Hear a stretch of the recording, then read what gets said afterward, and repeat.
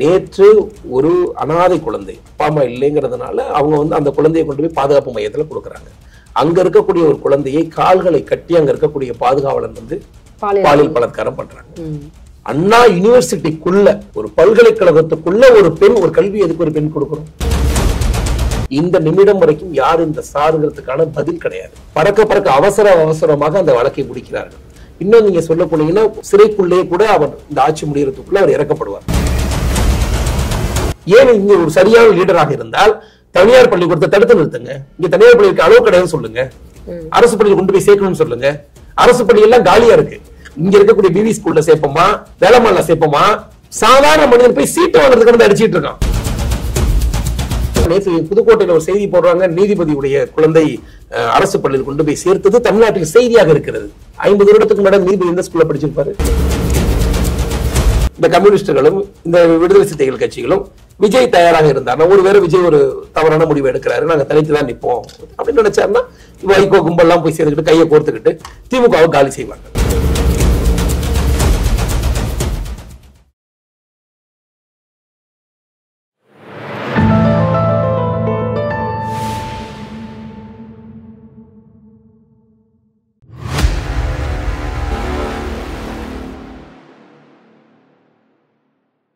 தாமரை TV நேயர்களுக்கு அன்பான வணக்கம். இன்று நமது நேர்காணலில் சிறப்பு விருந்தினர் பாஜகவின் மாநில நிர்வாகி DS பாண்டியராஜன் அவர்கள் நம்மோடு இணைந்திருக்கிறார். சார் வணக்கம். வணக்கம். பூமி தாயின் மார்பை அறுத்து ரத்தத்தை குடிக்கிறார்கள் தீராத பேராசை கொண்ட குவாரி நிர்வாகிகள் அப்படின்னு சொல்லிட்டு நீதிமன்றம் கண் கலங்க இப்படி ஒரு விஷயத்த வெளிப்படுத்திருக்காங்க, வேதனையோட வெளிப்படுத்திருக்காங்க. லஞ்ச ஒழிப்புத்துறைக்கும் வந்து ஒரு ஆர்டர் போட்டிருக்காங்க. இதுல வந்து சின்ன சின்ன தலைகள் எல்லாம் கிடையாது, பெரிய பெரிய தலைகள்லாம் இருக்காங்க, இவங்களை விசாரிக்கணும் அப்படின்னு சொல்லிட்டு இந்த கேஸ் வந்து துரைமுருகன்ல இருந்து அப்படியே நீண்டுகிட்டே, துரைமுருகனை அந்த பதவியில இருந்து மாத்தினாங்க. அதுல மாத்தினதுல இருந்து அப்படியே அதிரடியா ஒவ்வொரு விஷயமா வந்துகிட்டே இருக்கு. 7,000 கோடிக்கு மேல நஷ்டம் ஏற்பட்டிருக்கிறதா திருநெல்வேலியில ஒரு அறிக்கையை வெளியிட்டு இருந்தாங்க அரசாங்கம். இதை நீங்க எப்படி பாக்குறீங்க? தமிழ்நாட்டுடைய திராவிட மாடல் ஆட்சி கிடைத்த வெற்றி தான் இது. ஏன்னா திராவிட மாடல் ஆட்சியில வந்து ஒரு நீதிபதியே கண் கலங்கி பூமி தாயை வந்து மார்பா இருக்கிற மாதிரி, தாயோட மார்பா இருக்கிறங்கிற மாதிரி அறுக்கிறாங்க. இது எங்களால கேட்க முடியல, எங்களாலேயே ஒன்றும் செய்ய முடியலன்னு அடிப்படை சாதாரண மக்களுக்கு கடவுளாக இருப்பது கோயிலுக்கு பிறகு நீதிமன்றங்கள்.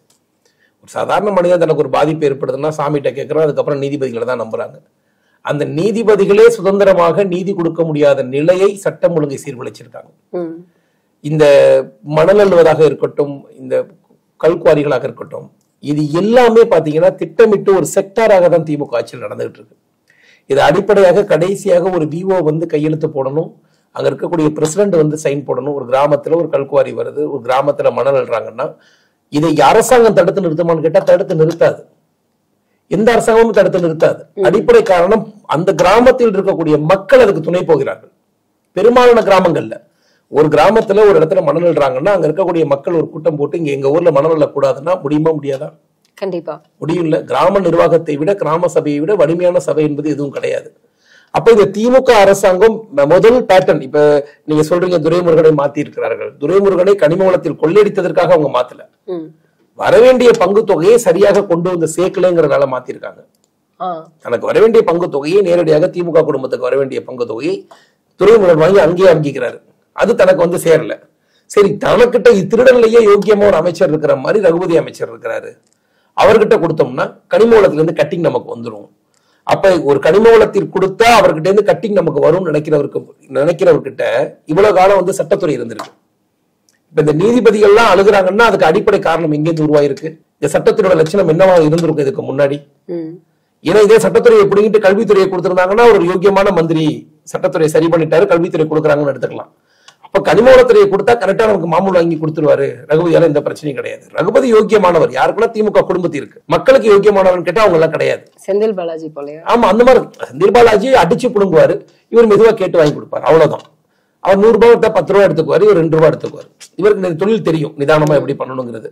அப்ப இந்த பிரச்சனையை மக்கள் தன்னுடைய மனநிலையை மக்கள் தான் மாத்தணும். எல்லாத்துக்கும் சட்டம் சரியில்லை, எம்எல்ஏ சரியில்லை, எம்பி சரியில்லை, எல்லாமே சரியில்லைதான். ஒரே ஒரு காரணம் தான், மக்கள் வாக்குக்கு காசு கொடுக்கிறாங்க. அப்ப அங்க இருக்கக்கூடிய ஒட்டுமொத்த அதிகாரிகளும் ஊழல் செய்யறாங்க. இந்த ஊழல் செய்யக்கூடிய அதிகாரி எங்கிருந்து வந்தா? ஒரு குற்றம் சாட்டப்பட்ட எல்லாத்தையும் அரசியல்வாதி மேலேயே திணிக்கிறது. அரசியல்வாதி தான் திருடுறான், அரசியல்வாதி தான் பண்றான்னு. அடிப்படையா லஞ்ச லாவணியத்துக்கு அடிப்படை காரணம் ஒரு விவோல இருந்து ஆரம்பிக்குது. இவன் விவோ போஸ்டிங் படிக்கிறதுக்காக தன்னுடைய ஒரு ஏழையிலிருந்து படிச்சு போராடி தான் ஒரு டிஎன்பிஎஸ்சி தேர்வு எழுதி அந்த பதவிக்கு வர்றான். பதவிக்கு வரக்கூடிய கிராம நிர்வாக அலுவலர் தன்னுடைய பதவிக்கு நேர்மையாக இருந்தால் இந்த ஊர்ல இந்த பிரச்சனை இருக்குமானா இருக்காது. அப்ப ஊழல் எங்க இருந்து வந்துருச்சுன்னா படிச்சவன் வந்துருச்சு. வெறும் அரசியல்வாதிக்கும் பங்கு இருக்கு, அதுல ஒன்னும் அரசியல்வாதி யோகிதான் நான் சொல்லல. ஆனால் மக்களே இதுல தவறா இருக்கிறாங்களே. உங்க ஊர்ல ஒரு கிராமத்துல ஒரு பெரிய கிரானைட் குவாரி இருக்குன்னா உங்களுக்கு தெரியாம நடக்க போதா? மக்கள் உங்களுடைய பூமியை நீங்க தானே பாதுகாக்கணும். இயற்கை நமக்கு எல்லா வளத்தையும் கொடுத்திருக்கு. ஆனா மனிதர்களுக்கு அந்த அக்கறை கிடையாது. மனிதர்கள் ஜாதியாலையும் ஏதோ ஒரு காரணங்களாலையும் அவர் நமக்கு சொந்தக்காரு, அந்த குவாரி வச்சு நடத்துறவரு, அவன் ஒரு 10 பேருக்கு டெய்லி சாராயம் வாங்கி கொடுத்துறான். அதையும் தாண்டி யாராவது யோக்கியமான கிராம நிர்வாக அலுவலர்கள் கேட்டாங்கன்னா, தூத்துக்குடியில நடந்துச்சு தெரியுங்களா, வெட்டி படுகொலை செய்யப்பட்டார் தூத்துக்குடியில. அப்ப ஒரு சாதாரண மக்களுக்கு முதல்ல சட்ட பாதுகாப்பு கிடையாது. இது எங்க இருந்து இந்த பிரச்சனை நடக்குது பாருங்க. ஒரு 12,000 பேர் இருக்கிற இடத்துல யாரோ ஒரு யோகியர் இருக்கிறாரு. அந்த யோகியரும் சத்தம் போட்டு கேட்கும் போது அவர் உயிருக்கு இங்க பாதுகாப்பு இல்ல. ஒரு சமூக ஆர்வலர் ஜாஃபர் அலி கேட்கிறாரு, நாங்கள் இஸ்லாமியத்திற்கான கட்சி, நாங்கள் சிறுபான்மையின் நலனுக்கான கட்சி, எல்லாவற்றையும் சொல்ற திமுக அரசாங்கத்துல ஒரு இஸ்லாமிய சகோதரர் ஒரு மணற்கொள்ளையை எதிர்த்து தட்டி கேட்டதுக்காக அவர் ஆக்சிடென்ட் பண்ணி சாகடிக்கப்படுகிறார். அப்ப அதுக்கு நியாயம் கேட்கவோ அதுக்கு போராடவோ கூட இருக்கக்கூடிய ஜவஹர்லாவோ கூட இருக்க இந்தியா கூட்டணியோ ஒரு இஸ்லாமியனுடைய இறந்து போயிட்டாருன்னு கேட்கல. இதுல நீங்க பாதிக்கப்பட இது வந்து கரப்ஷன் வந்து புறையோடி போயிடுச்சு. இந்த தமிழ்நாட்டில் இருக்கக்கூடிய டாஸ்மாக்கும் கனிமவளத்துடைய புறையோடி இருக்கிறது பாத்தீங்கன்னா ஒட்டுமொத்த சிஸ்டமே பிரேக் ஆகி நிக்குது. நீங்க இப்ப ஒரு ஏன் நீதிமன்றம் கலங்குதுன்னா, நீதிமன்றத்தால அங்க ஒரு ஆதாரங்களையும் திரட்ட முடியாது. நீதிமன்றத்திற்கு இந்த வழக்கை கொண்டு போய் சேர்க்க வேண்டியது கனிமவளத்துல கொள்ளை நடந்திருக்கு அப்படின்னா அரசாங்கம் தான் கொண்டு போய் ஆதாரங்களை சேர்க்கணும். இந்த மாதிரி பேட்டர்ல நாங்க 100 அடி கொடுத்திருந்தோம், இவங்க 110 அடி அள்ளி இருக்காங்க, இந்த இடங்கள்ல பூமி தாயை நோண்டி இருக்கிறாங்க. அப்ப நீங்க அதை கொண்டு போய் ஆதாரம் சேர்க்க வேண்டிய கனிமவளத்துறையில் இருக்கக்கூடிய இயக்குநர்கள் எல்லோரும் கரப்ஷன். இவன் அப்ரூவல் கொடுக்கறதுனாலதான் இங்க நடக்குது. ஒரு சாதாரணமாக ஒரு இடத்த ஒரு சவடு எடுக்கணும்னா கூட ஒரு பட்டா இருக்குன்னா அந்த பட்டாவை கொண்டு போய் விவோட்ட கொடுக்கணும், விவோ கொண்டு போய் அங்க இருக்கக்கூடிய பிடிஓட்ட கொடுக்கணும், பிடிஓ கொண்டு போய் கலெக்டர்கிட்ட கொடுக்கணும், கலெக்டர் கொண்டாந்து இங்கே ஸ்டேட் ஆபீஸ் கொடுக்கணும். இவ்வளவு ஊழலும் லஞ்சமும் இந்த பாதையில் இருக்கு. இதான் பிராக்டிக்கலான உண்மை. அப்ப இதை பார்த்து கண்ணீர் தான் விட முடியும். பொதுமக்கள் கிட்ட புரட்சி இல்லைன்னா ஒண்ணுமே செய்ய முடியாது. தான் பூமியை நோன்றான், தான் இடத்த நோன்றான், தான் வீட்டுல இருந்து வீடு கட்டும் போது ஒரே ஒரு கல்லை திருடிட்டு போனா அடிச்சு நொறுக்கிக்கிறான், ஒரே ஒரு செங்கல் போயிடுச்சுன்னா. ஆனா தன் கிராமத்தில் இருக்கக்கூடிய ஒட்டுமொத்த இயற்கையும் அல்றான். நீங்க இன்னும் சொல்லப்படுங்க, இன்னொரு 5 வருஷம் இந்த திமுக இருந்தாங்கன்னா நீங்க இவங்க மணலை நோண்டி, கல்லை நோண்டி, மணலை நோண்டி, பெட்ரோல் நோண்டி, இனிமே வந்து ஆப்பிரிக்கால இருந்து மனுஷன் ஏறி வந்துகிட்டு இருப்பான் விசா இல்லாம. அந்த அளவுக்கு பூமி பந்த ஓட்ட போட்டு அடுத்த பந்துக்கே போயிடுறானுங்க. ஏன் மனிதனுக்கு பேராசை இருக்குங்க. அவன் பேராசை பிடிச்சு அலையிறான். அது தமிழ்நாட்டில் என்ன காரணம்? பேராசை இருக்குன்னு பயம் இல்ல, சட்டம் ஒழுங்கு சரியா இல்ல, அரசாங்கம் சரியா இல்ல. இங்க இருக்கக்கூடிய சிஎம்ஏ மணல் குவாரியை வந்து இவருக்கு விடுறோம், இப்ப யாரோ 2 நாளைக்கு முன்னாடி வேறொரு பேருக்கு மாத்தி கொடுத்திருக்காங்க. ஆமா, இப்ப 13 மணல் குவாரிகளை வந்து இன்னும் புதிதாக ஆரம்பிக்க போறாங்க. இப்ப இது வரைக்கும் எஸ்ஆர் குழுமம் அவங்க கிட்ட இருந்த ஒரு மணல் குவாரியை அவங்க வந்து சரியா பணத்தை வந்து துரைமுருகன்ட்ட கொடுக்குறாங்கன்னு இப்ப வேற ஒரு நபரை ஒண்ணு பிக்ஸ் பண்ணி அந்த நபருக்கு இந்த அப்ரூவல் கொடுத்திருக்காங்க. கொடுத்து புதிய கொள்ளையை துவங்கி இருக்காங்க தமிழ்நாட்டுல. இதுக்கு வந்து எப்படி ஆகும்னா, மணல் கொள்ளை என்பது ஒரு பக்கம், இந்த மணல் கொள்ளையை நாமளும் கொள்ளையடிக்கலாம்னு சொல்லி ஆசைப்பட்டு வரக்கூடிய மணல் மோசடின்னு ஒரு கும்பல் இருக்கு. எங்கள்கிட்ட ஒரு 10 ஏக்கர் இடம் இருக்கு, அப்படியா நாங்க தான் அதுக்கு ஓனர், நாங்க தான் சிஎம் பேசுவோம், 2 கோடி கொடுங்க 3 கோடி கொடுங்க வாங்கி பாக்கெட்ல வச்சுட்டு போற கும்பலும் இருக்கு. அப்ப இது ஒட்டுமொத்த கரப்ஷனுக்கு நம்ம வந்து மணல் கொள்ளையர்கள் தான் தவறானவங்க அப்படிலாம் கிடையாது. எல்லாருமே இதுல கூட்டு கொள்ளையர்கள் தான். பொதுமக்களாகிய கிராம மக்கள் கிட்ட தான் பூமியை ஒருத்தர் நோண்டுனா நாங்க சண்டையிடுவோம். எங்க கிராமம் இது, முதல்ல அந்த கிராமத்துல இது இந்த தெரு, செட்டியார் தெரு, கோனார் தெரு, அந்த தெரு இந்த தெருன்னு சண்டை அடிச்சுக்கிறத விட இந்த கிராமம் எங்களுடையதுங்கிற எண்ணம் அவங்களுக்கு இருக்கணும். அந்த எண்ணம் வரும்போது அவங்க உள்ள சண்டையிடும் போது இதுக்கு முடிவு கிடைக்கும். மக்கள் கிட்ட அந்த விழிப்புணர்வு இல்லைன்னா அவன் வீடையும் உடச்சுதான் எடுத்துட்டு போவான். கண்டிப்பா எல்லாருக்குமே நஷ்டம் தானே. இது ஒரு நீதிமன்றம் கண்ணீரோட நிலைமையில தானே இருக்கு. ஆனா நீங்க இப்படி சொல்றீங்க, ஆனா தமிழக முதல்வர் இன்னைக்கு ஒரு அறிக்கை வெளியிட்டு இருக்காரு. இந்தியாவுக்கே வந்து ஒரு பெரிய லீடர் அப்படின்னா தமிழ்நாடு தான். இங்க வந்து பெண்களுக்கான பாதுகாப்பு, சட்டம் ஒழுங்கு, இது எல்லாமே வந்து சரியாக இருப்பதால் தமிழ்நாடு வந்து, அதுவும் நான் திமுக ஆட்சியில் இருப்பதால் வந்து என்னைக்குமே வந்து லீடராக தான் இருக்கும் அப்படின்னு பெருமிதமா சொல்லியிருக்காரு இப்போ ஒரு அறிக்கையில. இல்ல அதுதான் அவருக்கு உலகத்துல என்ன நடக்குதுன்னு தெரிஞ்சாதானே அவருக்கு இன்னைக்கு என்ன கான்சியஸ் இருக்கணும். ஒரு சிஎம்க்கு தமிழ்நாட்டில் என்ன நடந்து கொண்டு இருக்கிறது. நேற்று ஒரு அனாதை குழந்தை, அப்பா அம்மா இல்லைங்கிறதுனால அவங்க வந்து அந்த குழந்தையை கொண்டு போய் பாதுகாப்பு மையத்துல கொடுக்குறாங்க. அங்க இருக்கக்கூடிய ஒரு குழந்தையை கால்களை கட்டி அங்க இருக்கக்கூடிய பாதுகாவலன் வந்து பாலியல் பலாத்காரம் பண்றாங்க. அண்ணா யூனிவர்சிட்டிக்குள்ள, ஒரு பல்கலைக்கழகத்துக்குள்ள ஒரு பெண், ஒரு கல்வி எதுக்கு ஒரு பெண் கொடுக்கிறோம்? அவள் ஆணும் பெண்ணும் சமம்ங்கிறது கல்வியோட அடிப்படை. ஒரு கல்வி கூடத்துக்குள்ள ஒரு பெண் வந்து நீங்க நைட்டு 12 மணிக்கு ஒரு பீச்சில் நின்றுச்சு, இப்படி ஒரு தவறு நடந்துச்சு அப்படின்னாலும் அது தப்பு தான். ஆனா அங்க கூட நிக்காத ஒரு பெண் ஒரு கிராமத்திலிருந்து வந்து படிக்கணும், அண்ணா யூனிவர்சிட்டியில போய் படிக்கணும்னா எவ்வளவு பெரிய கனவு. அடிப்படையில இருந்து படிச்சாதான் இத்தனை காம்படிஷனுக்கு மத்தியில அங்க சீட் வாங்க முடியும். அந்த குழந்தை அந்த அண்ணா பல்கலைக்கழகத்துல நின்று ஒரு தனிப்பட்ட ஒரு நண்பனோட பேச முடியல, அந்த இடத்துல மிரட்டி ஒருத்தன் பண்றான். அதை இவ்வளவு பெரிய அரசியல் செய்து அண்ணாமலை அவர்கள் பேசி, நயினா நாகேந்திரன் அவர்கள் பேசி, இந்த நிமிடம் வரைக்கும் யார் இந்த சாருங்கிறதுக்கான பதில் கிடையாது. பறக்க அவசரமாக அந்த வழக்கை முடிக்கிறார்கள். இன்னும் நீங்க சொல்ல போனீங்கன்னா சிறைக்குள்ளேயே கூட அவர் இந்த ஆட்சி முடியறதுக்குள்ள அவர் இறக்கப்படுவார். இதான் அடுத்தங்க நடக்கும், கண்டிப்பாக நடக்கும். சிறைக்குள்ளேயே இந்த ஆட்சி முடியும். ஏன்னா அடுத்த ஆட்சி மாறி போயிடுச்சு, இதோட விசாரணைகள் மீண்டும் வரும். மீண்டும் விசாரணை வந்தா யாரும் இந்த சாருங்கிற கேள்விக்கான பதில் வரும். அப்ப இந்த நிலவரங்கள்லாம் தன் வீட்டை சுத்தி நடந்துகிட்டு இருக்கு. இப்ப ஞானசேகரனை வந்து கொள்வதற்கும் வந்து கண்டிப்பாக வாய்ப்பு இருக்கு. வாய்ப்புல நம்ம சொல்ல முடியாது. ஏன்னா பறக்க அவசரமாக தீர்ப்பளிக்கிறார்கள். ஆனா இன்னைக்குமே வந்து அந்த பெண்ணோட இடத்துக்கு வந்து வழக்கறிஞரை வந்து இந்த கேஸ்ல இருந்து விலகணும்னு சொல்லி ஒரு மிரட்டல் விடுத்திருக்காங்க. அவருக்கு மிரட்டல் வரும். முடிந்த அளவில் ஞானசேகரனை காப்பாற்ற முயற்சி செய்தார். இல்ல இப்போ கேஸ் தான் வந்து தீர்ப்பு வந்துருச்சு, தண்டனை கிடைச்சிருச்சு, அப்புறம் ஏன் வந்து அந்த வழக்கறிஞரை மிரட்டல்? மீண்டும் அடுத்த ஆட்சி வருது. அடுத்த ஆட்சி மாறும்போது ஞானசேகரனை மீண்டும் விசாரணைக்கு உட்படுத்தலாம். விசாரணைக்கு உட்படுத்தும் போது யாரும் இந்த சாருக்கான கேள்வி கிடைக்கலாம்ல. அரசாங்கம் தானே இங்க அதிகாரம் தான், அப்படிதான். அப்ப ஞானசேகரன் ஒன்று உயிரோடு இருக்கும். திமுக புதிது கிடையாது. அண்ணா நகர் ரமேஷ்ல இருந்து சாதிக் பாஷால இருந்து திமுக தன்னுடைய ஆட்சியை காப்பாற்றிக் கொள்ள என்ன வேண்டுமானாலும் செய்யும். அது ஞானசேகரன் மாதிரி நபர்கள் அவர்களுக்கு தேவையே இல்லை. இவ்வளவு விரைவாக அந்த வழக்கை முடித்திருக்கிறார்கள், இவ்வளவு வேகமாக வழக்கை முடித்திருக்கிறார்கள். அதுல இருக்கக்கூடிய ஒரு ஜட்ஜம்மா சொல்றாங்க, அந்த நேரங்கள்ல வந்து போனை வந்து பிளைட் மோட்ல போட்டு அவன் போயிருக்கான். பிளைட் மோட்ல போட்டுட்டு போற அளவிற்கு ஞானசேகரன் ஒன்று பெரிய அறிவாளி கிடையாது. அப்படியே ஒரு காம கொடூரன். ஒண்ணு செல்ல சுவிட்ச் ஆஃப் பண்ணிட்டு போயிருப்பான், இல்ல மொபைல் போன் வச்சிருந்திருப்பான். அப்ப பிளைட் மோட்ல போட்டு யார்கிட்ட அவன் போன் பேசினா அப்ப அந்த பெண் சொன்னது தவறா? நீதிமன்றங்கள் மீது மக்களுக்கு எப்படி நம்பிக்கை வரும்? அந்த பெண் சொன்னாங்கல்ல, யாருக்கோ ஒருத்தருக்கு போன் பண்ணி சார்னு பேசினாங்க அப்படின்னு சொன்னாங்கல்ல, பிளைட் மோட்ல போன் பேச முடியுமா? இதுல திமுக திராவிட மாடல் ஆட்சியில அவர் சொல்றாரு லீடர் ஆட்சியில பிளைட் மோட்ல கூட பேசலாமா? அந்த அளவிற்கு அக்கிரமங்கள், அநியாயங்கள். ஸ்டாலின் அவர்களுக்கு நான் என்ன சொல்றேன், நீங்க கொள்ளையடிக்கிறீர்கள், அது கோபாலபுரத்துடைய அடிப்படை சித்தாந்தம். இது தெரிஞ்சுதான் எங்கால் ஓட்டு போடுறான். அவனுக்கு தெரியும், நீ எனக்கு 500 கொடுத்துக்க, நீ 1000 அடிச்சுக்கன்னு. கொள்ளையடிப்பதை தமிழ்நாடு மக்கள் அதை ஊழலை வந்து தன்னோடு உணவுல ஒன்னா ஏத்துக்கிட்டாங்க. நீங்க ஊழல் பண்றீங்களா பண்ணுங்க, அதை எதிர்த்து யாருக்கு அது லாஸ் இல்ல. அவன் 10,000 சம்பாதிப்பான், 20,000 வீட்டு வாடகை கட்டுவான். அதை பத்தி அவன் கவலைப்படுறதுக்கு நேரம் இல்ல. நேரம் இருக்க நேரமும் மதுக்கடைகள் திறந்திருக்கு. அவனுக்கு அந்த நேரம், அதை சிந்திப்பதற்கான நேரமே அவனுக்கு கிடையாது. நாங்க கேட்கறது ஊழலுடைய அடிப்படை சித்தாந்தம். பெண்களுக்கான பாதுகாப்பு, ஃப்ரீ பஸ் கொடுத்துருக்க, ஓகே, ஃப்ரீயா கிளம்பி ஒரு பெண் போயிடலாம். அந்த பெண் திருப்பி வரணும்ல வீட்டுக்கு, அதுக்கு என்ன பாதுகாப்பு கொடுத்திருக்க? எதுல நீ லீடரா இருக்க? எது லீட் பண்ற? குஜராத் என்கிற ஒரு மாநிலத்துல இவ்வளவு பெரிய பூகம்பம் நடத்து, ஹஜ் பகுதியில தண்ணீர் இல்லாம ஒட்டுமொத்த ஒரு கிட்டத்தட்ட தமிழ்நாட்டை விட பாதிதான் இருக்கும் குஜராத். அவ்வளவு பெரிய ஒரு மோசமான ஒரு மாநிலத்தை இன்னைக்கு இந்தியாவுடைய ஒரு தொழில் நகரமாக, இந்தியாவோட ஒரு எலக்ட்ரிசிட்டி நகரமாக, இந்தியாவிற்கு முன்னோடியாக மாற்றி இருக்கிறாங்க. நரேந்திர மோடி மாற்றி இருக்கிறார். உத்தரப்பிரதேசம் மாநிலத்தை பற்றி 10 ஆண்டுகளுக்கு முன்னாடி நமக்கு தெரியும். கண்டிப்பா இதே இந்த அகிலேஷ் யாதவும் காங்கிரசும் இருந்த போது உத்தரப்பிரதேசங்கிற மாநிலத்துல நீங்க காலெடுத்து வைக்க முடியாது. அவ்வளவு அநாகரிகமாக ஒரு மாநிலமாக வைத்திருந்தார்கள். கிட்டத்தட்ட தமிழ்நாட்டை விட 3 மடங்கு பெரிய மாநிலம். அந்த மாநிலத்தை சட்டம் ஒழுங்கை சரி பண்ணி அயோத்தி பிரச்சனையை தீர்த்து அந்த மாநிலத்துடைய உணர்ச்சிகரமான எல்லா பிரச்சனைகளையும் தீர்த்து அந்த கவர்மெண்ட் நடந்துட்டு இருக்கு, ஒன்றுமே இல்லாமல். உங்களுக்கு புரியுதுங்களா? வெஸ்ட் பெங்கால் இன்னைக்கு மம்தா, அதாவது இவர் எதுக்கோட போட்டி போட்டுக்கலாம், மம்தாவா நான் போட்டு போட்டுக்கலாம். யார் நாங்க அதிகமாக சீர்குலைத்தோம் அப்படின்னு.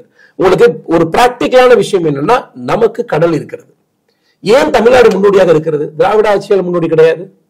எங்கு கடல் இருக்கிறதோ அங்கு வாணிபம் இருக்கும், எங்கு வாணிபம் இருக்கிறதோ அங்கு வசதிகள் தானாக வரும்.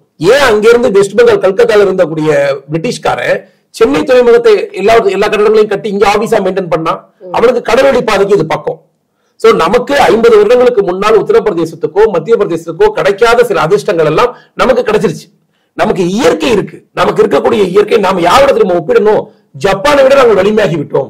தமிழ்நாடு சிங்கப்பூரை விட நாங்கள் வலிமையாகி விட்டோம். இங்க பாருங்க, கல்வி, சட்டம் ஒழுங்கு, பெண்கள் பாதுகாப்பு எல்லாத்திலும் நாங்க நம்பர் 1 இருக்கிறோம் அப்படின்னு நீ சொல்லியிருந்தீங்கன்னா you are the leader. இரண்டாவது விஷயமா, ஏன் நாங்க இவ்வளவு கொடூரமா திமுகவை நாம இவ்வளவு குறை கூறுகிறோம் என்றால், இந்த சுதந்திர காலத்திற்கு பின்னால் கிட்டத்தட்ட 1951 இருந்து 2025 வரைக்கும் இவங்களுடைய கண்ட்ரோல்ல தான் ஒரு கவர்மெண்ட் நடக்குது. ஒன்று இவர்கள் ஆளும் கட்சியாக இருக்கிறார்கள், இல்ல எதிர்கட்சி வரிசையில் இருக்கிறார்கள். எப்போதோ 1-2 முறை எதிர்கட்சி இல்லாமல் போயிருக்கிறது. ஒரு மாநிலத்தில் 60 ஆண்டு காலம் இருக்கக்கூடிய ஒரு கட்சி ஒரு சாதாரண பெண்களுக்கு பாதுகாப்பு கொடுக்க முடியல. 12,600 பஞ்சாயத்துல என்ன நடக்குதுன்னு கவனிக்க முடியல. 60 வருடம் ஒரு குடும்பம் ஆண்டுகிட்டு இருக்கு. இந்த மாதிரியான ஒரே பேட்டர்ன், ஒன்னு ஏடிஎம்கே இல்லைன்னா டிஎம்கே, இந்த மாதிரியான பேட்டர்ன் ஊபிக்கு இருந்திருக்கான்னு கேட்டா கிடையாது. நீங்க உத்தரப்பிரதேஷ் பாத்தீங்கன்னா ஒரு தடவை அகிலேஷ் யாதவ் வருவான், ஒரு தடவை காங்கிரஸ் வருவான், ஒரு தடவை பிஜேபி வருவான், சிஎம் மாறும், மினிஸ்டர்ஸ் மாறும், எல்லாமே பேட்டர்ன் மாறிக்கிட்டே வரும். நீங்க கர்நாடகா எடுத்துக்கிட்டீங்கன்னா 15 வருஷம் ஆட்சி இருக்கும், 2 வருஷம் கூட்டணி ஆட்சி ஆயிடும், அப்புறம் ஆட்சி டிசால்வ் ஆயிடும். மக்கள் வாக்களிக்கிற முறை. நீங்க உங்களுக்கு வலிமையான தேர்தல், ஒரு வாக்கு நம்ம தமிழ்நாட்டு மக்கள் வாக்களித்தார்கள்னா இந்த தடவை திமுக வேண்டுமா, திமுகவுக்கு ஓட்டு. அதுல மெஜாரிட்டி மைனாரிட்டி, அவன் என்ன 80 தொகுதியில ஜெயிக்க வைக்கிறது, ஜெயிக்க வச்சா மெஜாரிட்டி, தோக்க வச்சா மைனாரிட்டி, அவ்வளவுதான் மக்களுடைய மனநிலை. இந்த அளவிற்கு வாக்களிக்க தெரிந்த மக்கள் உங்களுக்கு ஒவ்வொரு முறை திமுகவுக்கு கொடுக்கும் போது மெஜாரிட்டியை கொடுக்கிறார்கள், வலிமையை கொடுக்கிறார்கள். அப்ப நீங்க இதை விட எதுல நீங்க லீடர்ங்கிறது மக்கள் கிட்ட முதல்ல சொல்லணும்ல, எதுல நீங்க லீடர்? இன்னைக்கு ஸ்கூல் திறந்திருக்காங்க, கவனிச்சிங்களா? ஸ்கூல் ஓபன் ஆயிருக்குல்ல, எத்தனை தாயும் தந்தையும் 50,000 60,000க்கும் பணத்துக்கு ரெடி பண்ணி எங்கெங்க ஓடிட்டு இருக்காங்க பிள்ளைக்கு ஃபீஸ் கட்டணும்னு. உங்கள்கிட்ட எத்தனை கிராம பள்ளிக்கூடங்கள் இருக்கு? நமக்கு வரக்கூடிய வருவாயில 40% வருவாயை கொண்டு போய் அரசு ஆசிரியர்களுக்கு நீங்க சம்பளமா கொடுக்குறீங்க. நமக்கு போடக்கூடிய பட்ஜெட்ல 30-40% பட்ஜெட்டை கொண்டு போய் கல்வித்துறைக்கு கொடுக்குறீங்கல்ல. இவ்வளவு பெரிய பேட்டர்ன், இவ்வளவு பெரிய கட்டடம் கட்டி வைக்கிறீங்க, இவ்வளவு டீச்சர்ஸ்க்கு 80,000 சம்பளம் கொடுக்குறீங்க. ஆனா மக்கள் அதை நம்பலையே. எதுல நீங்க லீடர்? மக்களுடைய வரிப்பணத்துல சம்பளம் போகுது. ஏன் இங்க ஒரு சரியான லீடராக இருந்தால் தனியார் பள்ளிக்கூடத்தை தடுத்து நிறுத்துங்க. இங்க தனியார் பள்ளிக்கு அளவு கிடையாது சொல்லுங்க, அரசு பள்ளியில் கொண்டு போய் சேர்க்கணும்னு சொல்லுங்க. அரசு பள்ளி எல்லாம் காலியா இருக்கு. இங்க இருக்கக்கூடிய பிவி ஸ்கூல்ல சேர்ப்போமா, வேளம்மாள்ல சேர்ப்போமா? சாதாரண மனிதன் போய் சீட்டு வாங்குறதுக்கு வந்து அடிச்சிட்டு இருக்கான். நான் 2 லட்சம் தரேன், 3 லட்சம் தரேன், டிவில சீட்டு கொடுங்க, பிவி ஸ்கூல் கொடுங்கன்னு. ஏன் இது நடக்குது? உங்களுடைய அரசாங்க கல்வி முறையில் ஏன் நம்பிக்கை இல்லை? உங்களால சாராய கடையை பேட்டர்ன் நடத்த முடியுது. எதுல லீடர்? சாராய கடை 11 to 11க்கு ஒரு கடை நடத்த முடியுது. நீங்க நல்ல சரக்கு குடிக்கிறீங்களா, சொகுசா ஒரு சாராய கடை வச்சு தரேன் வச்சிருக்காங்களா? நீ சாதாரண சரக்கு குடிக்கணுமா, டாஸ்மாக்ல போய் குடிங்க.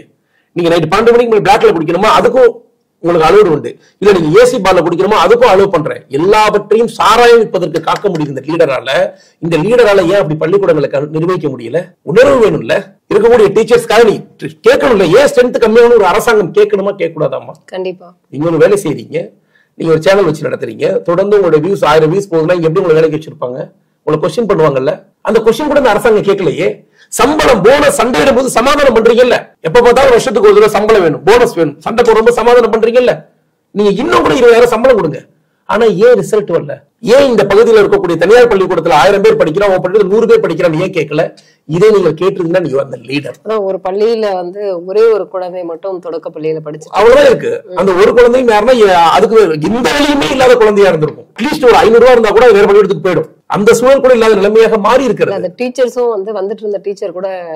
ஆமாமா, நேற்று புதுக்கோட்டையில ஒரு செய்தி போடுறாங்க, நீதிபதியுடைய குழந்தை அரசு பள்ளியில் கொண்டு போய் சேர்த்தது தமிழ்நாட்டில் செய்தியாக இருக்கிறது. 50 வருடத்துக்கு முன்னாடி நீதிபதி எந்த ஸ்கூல்ல படிச்சிருப்பாரு? அரசு பள்ளியில தானே படிச்சிருப்பாரு. இது ஒரு செய்தியா நாட்டுக்கு? அப்படி செய்தியாக கூடிய அளவிற்கு லட்சணம் இருக்கு தமிழ்நாடு அரசுடைய கல்வித்துறைங்கிற.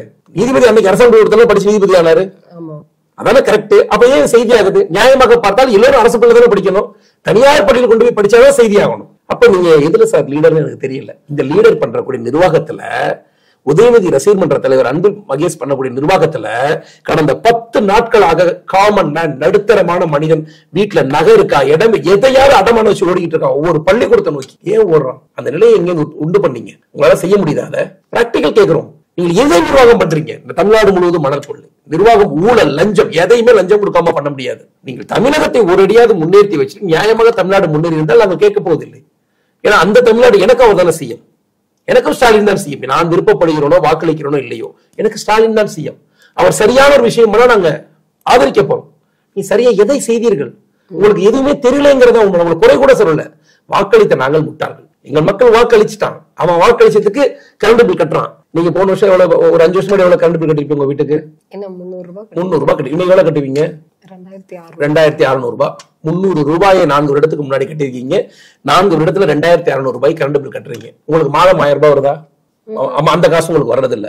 1000 ரூபாய் ஏதோ பெண்களுக்கு எல்லாம் ரொம்ப என்னமோ அது ஏதோ பேர் ஒண்ணு வச்சிருக்காரு, என்னமோ ஒரு பேரு, இலவசமா கொடுக்கல, உரிமை தொகை. மகளிர் உரிமை தொகை. ஆமா, மகளிர் உரிமை தொகை. அது தகுதியானவங்களுக்கு, எங்களுக்கு எல்லாம் தகுதி கிடையாது. நீங்க எல்லாம் அப்ப தகுதி உள்ளவங்கள்ட்ட மகளிர் உரிமையாக கொடுப்பதும் உங்ககிட்ட இருந்து 2000 ரூபாய் வாங்கிக்கிறாங்கல்ல. சொல்லும் போது எல்லாத்துக்கும் ஒன்னாதான் தரேன்னு சொன்னாங்க, ஆனா உங்களுக்கு கொடுக்கல. ஆனா இப்ப எந்த உரிமையில 2500 ரூபாய் கரண்ட் பில் வாங்குறாங்க தெரியல. ஆனா எங்க வீட்டுல ஏசி கூட இல்லையே. ஏசி கூட இல்ல, 2500 ரூபாய் கரண்ட் பில். ஏசி இருந்துச்சுன்னா இன்னும் 2000 ரூபாய், 4200 ரூபாய். பிராக்டிகல் சொல்றேன், நான் சொல்றது காமன் மேனுக்காக. பணக்காரங்களுக்கு ஆட்சி நடத்தவங்களை பத்தி நம்ம கவலை இல்ல.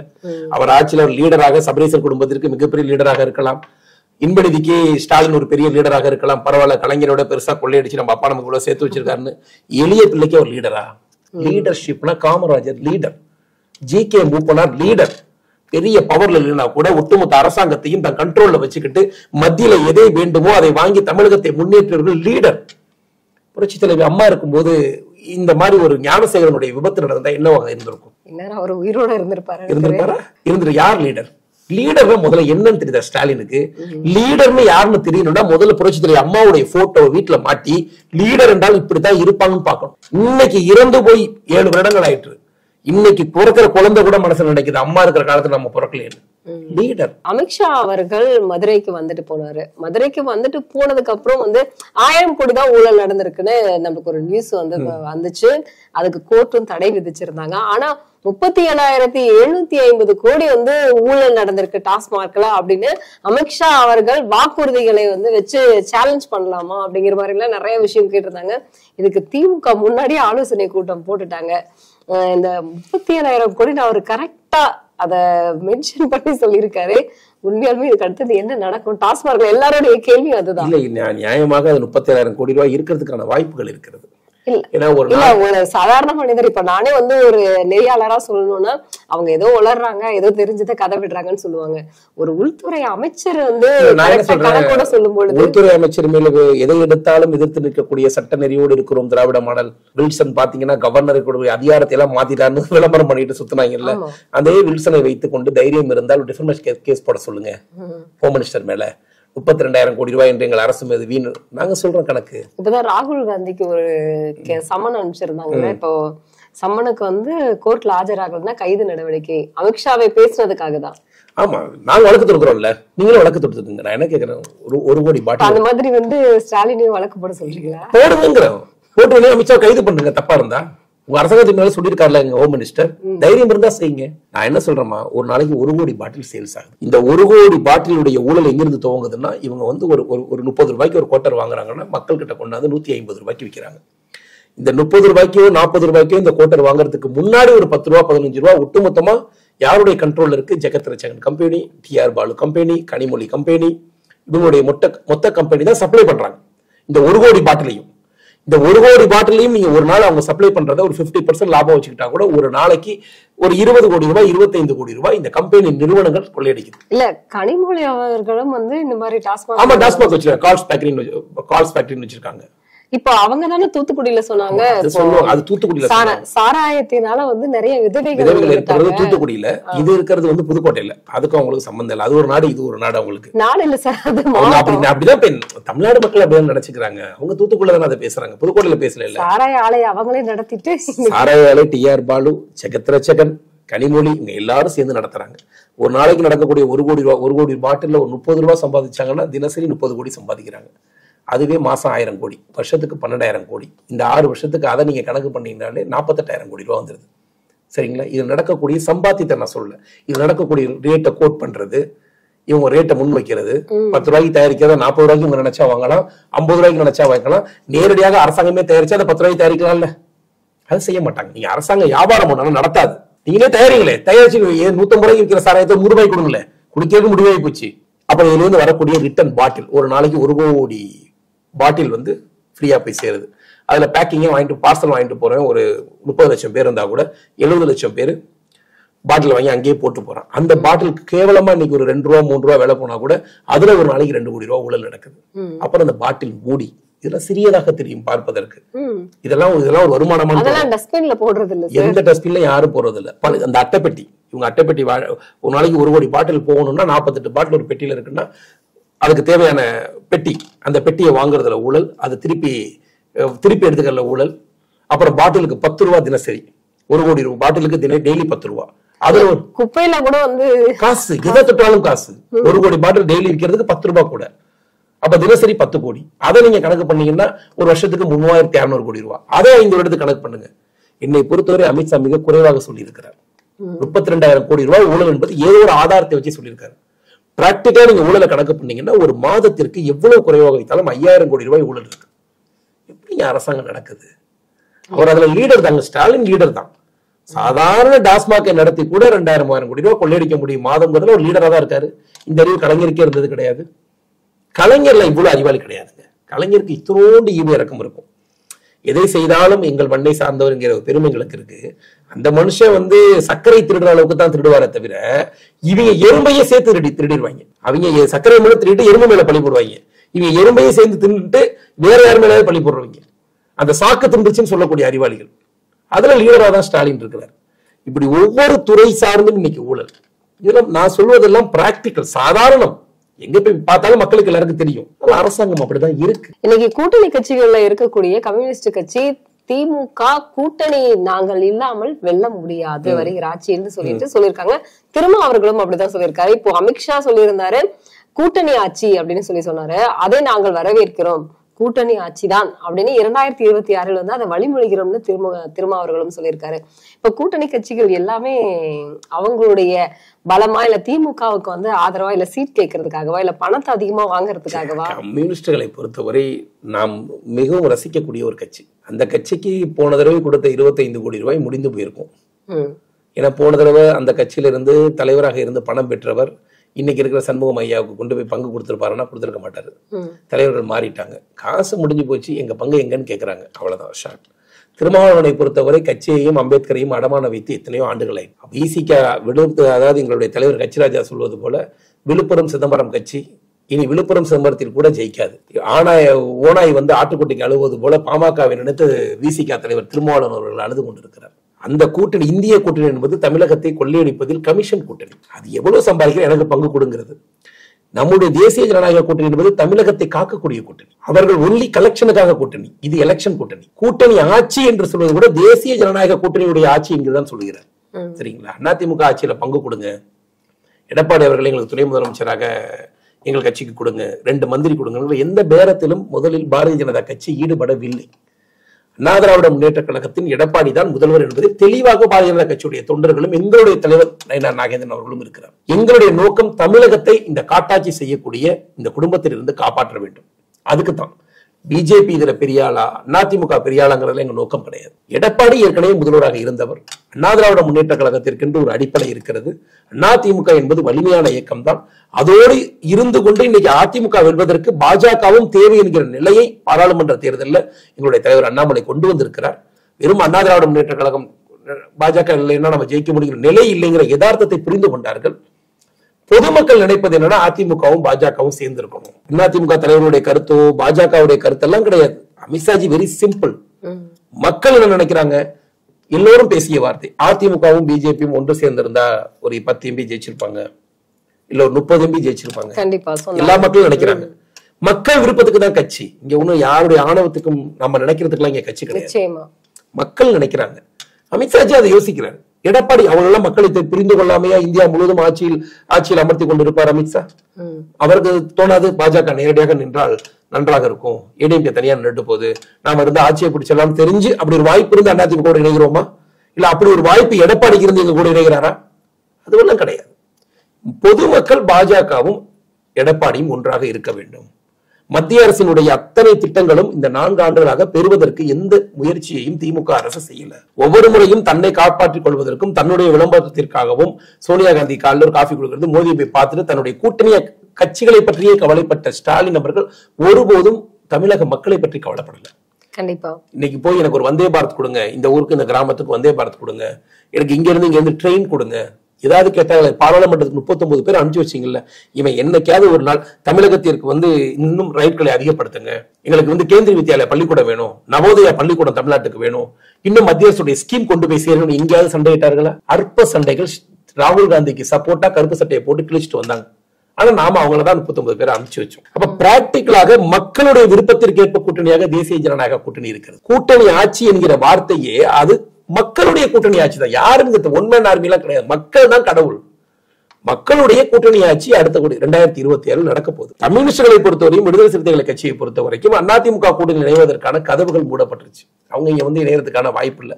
அதிமுக பிஜேபியோடு சேராது, பாமக பிஜேபியோடு சேராது, விஜய் பிஜேபியோடு சேர மாட்டார், இப்படி எல்லாம் அவங்களுக்குள்ள ஒரு கற்பனை இருந்து கொண்டிருந்துச்சு. அது எல்லாமே கொஞ்சம் கொஞ்சமா தவிடுபடியாகும் போது அங்க அவங்களுக்கு பேலன்ஸ் பண்ண ஒரு வார்த்தை இல்ல. அவங்க என்ன திட்டமிடுறாங்கன்னா, ஏற்கனவே விஜயகாந்த் போய் கெடுத்த மாதிரி இந்த கம்யூனிஸ்டுகளும் இந்த விடுதலை சிறுத்தைகள் கட்சிகளும் விஜய் தயாராக இருந்தார். ஒருவேளை விஜய் ஒரு தவறான முடிவு எடுக்கிறாரு, நாங்க தனித்து தான் நிற்போம் அப்படின்னு நினைச்சாருன்னா வைகோ கும்பல்லாம் போய் சேர்ந்துக்கிட்டு கையை கோர்த்துக்கிட்டு திமுகவை காலி செய்வார்கள். யார் யாரோடு சேர்ந்தாலும் வருகிற ஆட்சி தேசிய ஜனநாயக கூட்டணியுடைய எடப்பாடியாருடைய ஆட்சி. அதுல எந்த மாற்று கருத்தும் கிடையாது. அதற்கு உழைக்கிறதுக்கு எங்க தலைவர் அமித்ஷாஜி உள்துறை அமைச்சர் சொல்லியிருக்கிறார். ஒவ்வொரு பாஜக தொண்டனும் அண்ணா திராவிட முன்னேற்ற கழகத்துடைய எடப்பாடி முதலமைச்சர் ஆவதற்கு நாங்க வேலை செய்ய தயாராயிட்டோம். இதுதான் பிராக்டிக்கல். அதில் பிஜேபி, பாமக, விஜய் யாரை கொண்டு வந்து சேர்த்தாலும் சரி, யார் கேண்டிடேட்டாக இருந்தாலும் எங்களை பொறுத்தவரை நரேந்திர மோடியை நிற்பது போலதான் வேலை செய்ய போறோம். அதுல எங்களுக்கு எந்த விதமான குழப்பமும் இல்லை. ஏன்னா இது பொதுமக்களுடைய முடிவு. மக்கள் முடிவுக்கு தான் நாங்க தலைவர். மக்கள் முடிவே மகேசன் முடிவு, தனிப்பட்ட எந்த நபர்களுடைய முடிவும் கிடையாது. இந்த முடிவு மக்களுடைய. இந்த கூட்டணி அமைந்ததிலேயே பாதி தோல்வி அடைச்சிட்டாங்க. நீ உலகத்திலேயே மிக மோசமானவற்றை நாங்கள்லாம் நீ ஜெயிக்க முடியாதுன்னு கம்யூனிஸ்ட் சொல்றாரு பாருங்க. கம்யூனிஸ்டுகளுக்கு தமிழகத்தில 4 பாராளுமன்ற உறுப்பினர்கள் இருப்பதே ஆச்சரியம். இன்னைக்கு கேரளாவிலும் தமிழ்நாட்டை விட்டா எங்கேயுமே கம்யூனிஸ்டுகள் கிடையாது.